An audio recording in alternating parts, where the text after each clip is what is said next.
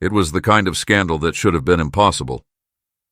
Inside Summit Heights Penitentiary, a maximum security prison built to keep criminals locked away, an inmate had somehow turned the tables. By the time the truth surfaced, 4 female correctional officers were pregnant, all carrying the child of the same man. His name was Lucas Darnell. He wasn't a killer, not in the traditional sense. He had never led a gang or committed a violent crime. But he didn't need to. His power didn't come from force. It came from persuasion. One by one, he broke down their walls, not with threats, but with words, attention, and a kind of devotion that felt real. He studied them, learned their weaknesses, and became exactly what they needed. A lover, a protector, a secret they couldn't resist. By the time they realized they weren't the only one, it was already too late. One officer was found dead in her home, a supposed suicide that didn't add up. The remaining 3? They were left watching their backs as the prison turned into a hunting ground. Then the unthinkable happened. Lucas Darnell was found dead in his cell, throat slit. And now, the real question wasn't just who killed him. It was who had been working with him. And how many more people were willing to kill to keep it all buried. Stay with us as we uncover one of the most twisted, disturbing cases of manipulation, deception, and betrayal ever recorded inside a prison. And if you think you know how this ends, you don't. On March 2, 2019, Lucas Darnell arrived at Summit Heights Penitentiary, transferred from a medium security facility in Louisiana after a high-profile fraud case. He wasn't like most inmates. He had no gang ties, no violent record. He wasn't hardened, tattooed, or rough around the edges. Instead, he was soft-spoken, intelligent, and almost effortlessly charming. Lucas had been convicted of identity fraud, financial crimes, and grand larceny. Over a 5-year period, he had managed to con multiple wealthy women out of their fortunes, not through intimidation, but through seduction. He was a man who knew how to make women feel seen. And at Summit Heights, he had plenty of time to study his new environment. Correctional officer Sabine Renford had been working at Summit Heights for nearly 15 years. Divorced, childless, and exhausted from a job that had become routine, she barely noticed the inmates most days. Until Lucas. Unlike most prisoners, he didn't demand attention. He wasn't aggressive. He didn't catcall or shout inappropriate things like other inmates. Instead, he listened. He watched her. And one day, when she walked past his cell, he said sweet words to her. Most officers would have ignored it. But something about the way he spoke, the concern in his voice, the way he made eye contact without a trace of disrespect, made her pause. It was the first time in years that someone had noticed her. And that was all Lucas needed. Because Lucas knew that loneliness is the easiest weakness to exploit. Within weeks, Lucas had planted the seed. He didn't flirt, not at first. Instead, he acted like a friend. He asked about her day, her past, her struggles. He remembered small details, the way she liked her coffee, the names of officers she didn't get along with. He complimented her without making it obvious. By the time she realized she was drawn to him, it already felt too late. And when she finally let her guard down, when she started visiting his cell just a little longer than necessary, exchanging subtle touches when no one was watching, Lucas tightened his grip. Because Sabine Renford wasn't the only officer he was working on, she was just the first. By April 2019, Lucas had set his sights on Officer Lorna Graves. Unlike Sabine, Lorna wasn't lonely. She was angry, a single mother going through a messy custody battle, drowning in debt, struggling to balance work and home life. Lucas saw it all, and he knew exactly what to do. One day, as she patted him down during routine security checks, he leaned in close and whispered something that made her feel loved and cared for. Lorna barely reacted, but he saw it in her eyes, the crack in her defenses. From then on, his strategy was different. With Sabine, he had been gentle and patient. With Lorna, he was fierce, passionate. He told her she was stronger than the people who looked down on her. He made her feel like a queen trapped in a world that didn't appreciate her. He told her she was wasting her life working in a place like this. And when he finally made his move, when he kissed her in the storage room during night shift rounds, she didn't resist, because he had already convinced her that she wanted it. And she wasn't the last one. His next target was Julia Marchand. Unlike the others, she was not emotionally vulnerable, nor was she looking for connection. She was tough, sharp, and fiercely independent. But Lucas had studied people for years. He knew that strength was often a mask for deeper insecurities. Marchand was respected among the officers, but privately, she struggled with self-worth. She had spent years proving herself in a male-dominated job, dismissing rumors that she was too soft for the work. Lucas played into that. He made her feel powerful, in control, like she was different from the others. With Sabine and Lorna, he had been patient and attentive. With Marchand, he challenged her, subtly feeding her desire to prove herself. It wasn't long before she crossed the line, believing she was making the decision herself, when in reality, Lucas had already laid the foundation. By the time she realized she had been manipulated, she was too deep to pull away. And Lucas still had one more piece to place in his game. The youngest of the four, Officer Riley Nguyen, was the easiest to control. She was new to the job, eager to fit in, and desperate to prove she could handle herself. Lucas saw her as a blank slate, someone he could mold into whatever he needed. She had witnessed how the other officers treated him differently, giving him small privileges, avoiding conflict with him. And she noticed that he never acted like the others. By the time Lucas turned his attention to her, she was already intrigued. He didn't have to work hard to gain her trust. He simply had to make her feel seen, make her feel special. It started with small favors, convincing her to allow him extra time in the library, giving him access to unauthorized areas under the guise of harmless requests. She rationalized each action, believing she was just keeping order, making her job easier. Then the boundaries blurred, and by June 2019, Riley had become the most devoted of them all. She wasn't just involved, she was fully committed. By the end of June 2019, all four officers were involved with Lucas Darnell. Each believed their connection with him was unique, none of them aware that they were part of the same con. Lucas was now completely protected inside Summit Heights. He could bend rules, access unauthorized areas, and influence decisions without suspicion. But his success also came with one major risk. Secrets don't stay hidden forever. And soon, one officer would discover the truth. That realization would set off a chain reaction of betrayal, fear, and violence, leading to murder.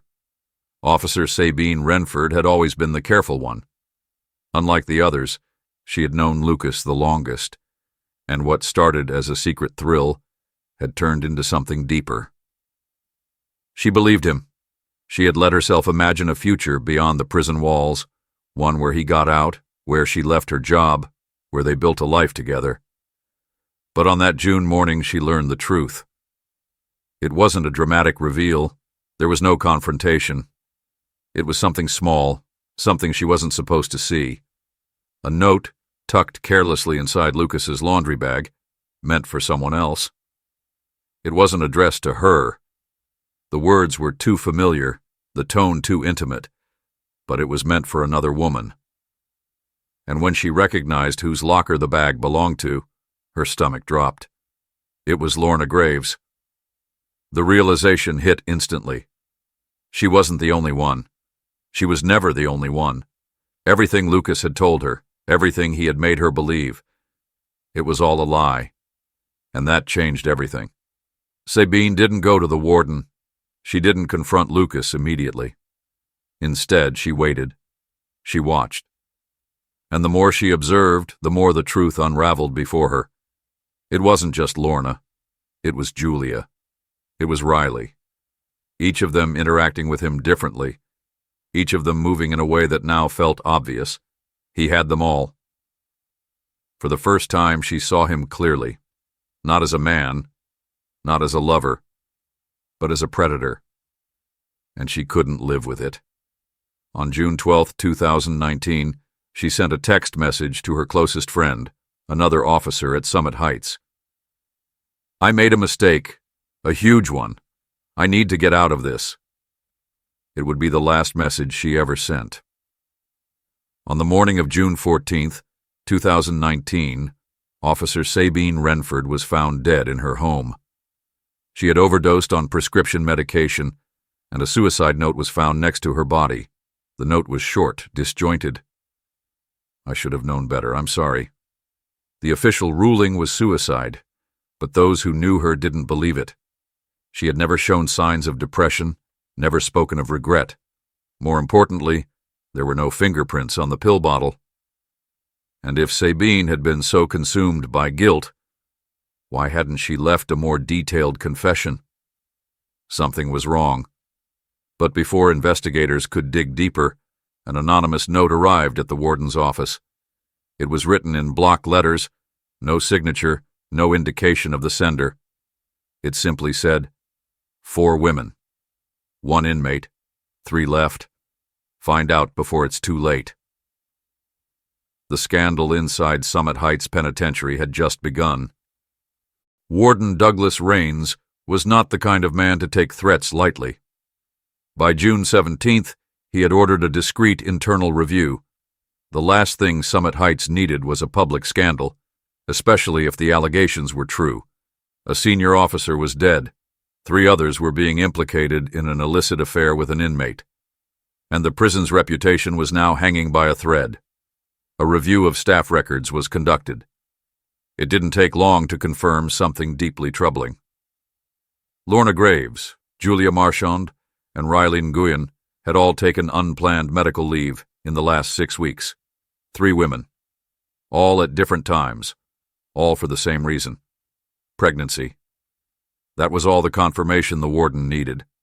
The anonymous tip was true. On June 18, 2019, all 3 women were quietly pulled from duty and interrogated separately. None of them were given any information about what was happening. The goal was to see who would break first. And Lorna Graves was the first to crack. She didn't admit to the affair, but her body language betrayed her. She was shaking, refusing to make eye contact, visibly terrified. Marchand was furious, immediately demanding a lawyer. Nguyen said nothing at all, but what none of them knew was that the prison was already watching them. By June 19th, the tension inside Summit Heights had become unbearable. Lorna Graves had left the warden's office shaken, barely able to think straight.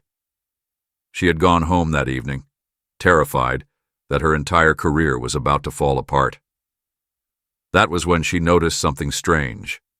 A single folded note, placed carefully on the windshield of her car. No signature, no indication of where it came from. It read, 1 down. 3 to go. Her blood ran cold. This wasn't just a scandal anymore. It was a warning. Sabine Renford's death wasn't a suicide. And now, someone inside Summit Heights was making sure no one else talked. Lorna Graves had just finished a late shift. Tension had been building inside the prison for days, and every officer felt it. The air was thick with suspicion and paranoia. She had parked in the back lot, near the staff exit, an area only employees had access to. As she approached her car, she noticed something was off. The passenger door was slightly open. Her heart pounded. She always locked her doors. And that was when she heard movement behind her. Before she could react, a hand clamped over her mouth. She was yanked backward, dragged between 2 parked cars. A sharp, gloved hand pressed against her throat. Not enough to strangle her, but enough to send a message. Then came the whisper, low and cold. "Stay quiet." She froze. The pressure against her throat tightened for just a second. Then, just as suddenly, the grip was gone. By the time she spun around, Whoever had grabbed her had disappeared into the night. Lorna stumbled to her car, hands shaking, gasping for air. On her windshield, a new note had been left behind. It was simple. This is your only warning. The next morning, June 23, 2019, Lorna Graves made a decision. She went to Julia Marchand and Riley Nguyen, the only two women who would understand the danger they were in. For the first time, they spoke about what was happening. Each of them had been approached, manipulated, seduced. Each of them had helped Lucas Darnell in ways they never should have. And now, someone inside Summit Heights wanted to keep them quiet. But who? Was it another officer? Someone protecting Lucas? Was it an inmate? Someone who knew too much? Or was it Lucas himself, pulling the strings from behind bars? None of them knew the answer. But what they did know was that their situation had just turned violent, and if they didn't act fast, one of them would be next. Julia Marchand and Riley Nguyen had spent the last 2 days on high alert. They had seen the panic in Lorna's face after the attack. They had watched officers whispering behind their backs, and they knew that if they didn't act fast, they could be the next targets. Earlier that morning, Julia had met with Riley Nguyen in private. Riley had kept quiet until now, refusing to acknowledge the danger they were in. But after the attack on Lorna Graves, she knew they had a choice. They could stay silent and watch their lives collapse, or they could do something about it. At 10:17 p.m., Lucas Darnell was found dead in his cell. His throat had been slit, a clean, precise cut, made with a sharpened piece of metal. There were no signs of struggle, no witnesses. The prison went into full lockdown, and an immediate investigation was launched. But by then, the damage was already done. Lucas Darnell, the man who had seduced 4 correctional officers, manipulated an entire prison, and pulled the strings from behind bars, was gone. And the real question was no longer how he died. It was who had killed him. Because among the 3 remaining women, one of them had committed murder. Within minutes of the discovery, the entire prison went into full lockdown. Every corridor, every unit, every block was placed under strict supervision. A forensic team was brought in to comb through Lucas's cell, analyzing every inch for possible evidence. His bedding was undisturbed, suggesting he had been awake when he was killed. The weapon, a makeshift blade, was missing, meaning it had been removed from the scene after the murder. There were no fingerprints, no DNA, no signs of a struggle. It was, by all measures, a clean execution. The prison administration knew exactly where to look, because the moment the news broke, only 3 people mattered: Lorna Graves, Julia Marchand, Riley Nguyen, the women who had been at the center of Lucas Darnell's secret empire. On the morning of June 27, 2019, all 3 women were pulled into separate rooms for questioning. This wasn't just about exposing an inappropriate relationship anymore. This was a murder investigation. Lorna Graves was questioned first. She looked exhausted, shaking, her nerves shattered. She admitted that she had been in a relationship with Lucas, but she denied knowing anything about the murder.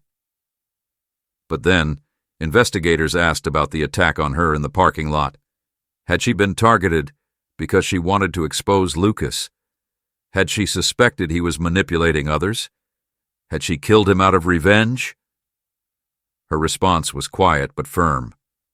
I didn't kill him, but someone was trying to make sure I didn't talk. The investigators weren't convinced, because the truth was, Lorna had every reason to want Lucas dead. She was the one who had discovered the other women.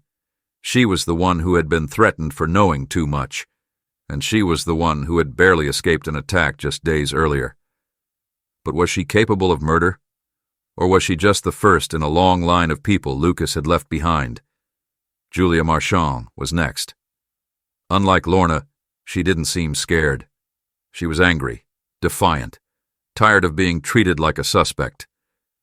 She admitted to having an affair with Lucas, But unlike Lorna, she didn't try to hide how much she hated him. To Julia, Lucas was nothing more than a con artist who had played them all. But when investigators pressed her about where she was the night of the murder, she hesitated. She had been on shift, near his cell. She claimed she had never entered his unit. But the investigators knew there was a time gap in the security footage, a 15-minute window where Julia had no alibi. That was enough to keep her on the suspect list. But was it enough to prove she was the killer? Or was she just another pawn in Lucas's final game? The last person called in was Riley Nguyen, and the moment she sat down, investigators noticed something different. She wasn't angry like Julia. She wasn't nervous like Lorna.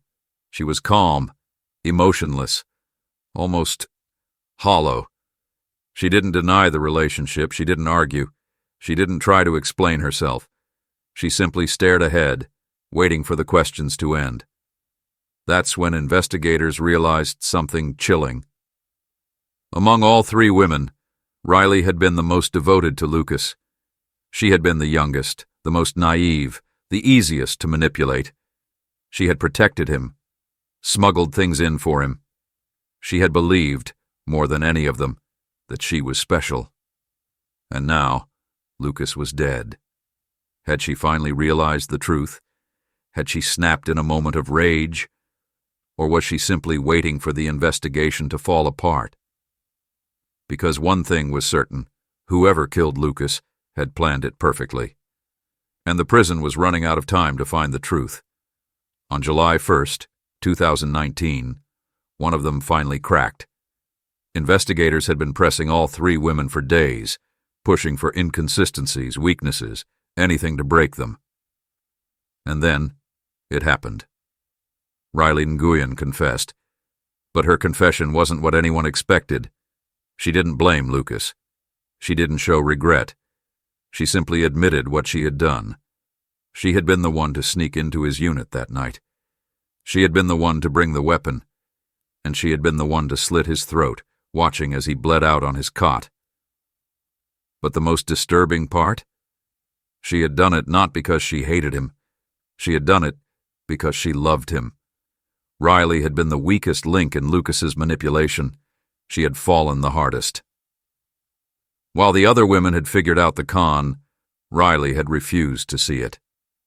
Even after discovering the other relationships, she had clung to the idea that she was different, that she was the one Lucas truly cared about, that everything he had done was for them. But nights before his death, that illusion shattered, because Riley finally learned the full truth. Lucas had never planned to be with her. He had never loved any of them. He had been using them all for protection, control, and survival. And worst of all, he had been planning to expose them. Investigators found evidence that Lucas had been secretly documenting his relationships with the officers. He had kept letters. He had written notes detailing everything they had done for him, and he had been preparing to use that information as blackmail if things ever turned against him. Riley had found out, and in a moment of rage, heartbreak, and betrayal, she made her choice. If she couldn't have him, no one would. With Riley's confession, the case seemed solved. Lucas Darnell had spent months manipulating the women around him, and in the end, the woman who had been most loyal to him was the one who ended his life. But there was still one last twist, because in the weeks following the investigation, an undiscovered letter surfaced. It had been written by Lucas Darnell himself, weeks before his death, and it had been addressed to one person, the warden, Warden Douglas Raines. The contents of the letter were never made public, but what was known was that the warden's office went into immediate damage control mode. There was no press conference. There was no full disclosure of what Lucas had written. The letter was quietly destroyed. And just like that, the truth was buried. Sources inside Summit Heights later revealed that Lucas Darnell's letter had contained damning information, not just about his relationships with the female officers, but about the warden himself. Lucas had hinted at years of corruption within the prison system, illicit affairs covered up, officers protected from scandal, a culture of silence that had allowed men like him to thrive, and he had made one thing clear. If he ever went down, he wouldn't go down alone. In the end, Riley Nguyen took the fall. She was sentenced to 25 years in prison for the premeditated murder of Lucas Darnell. Lorna Graves and Julia Marchand quietly resigned.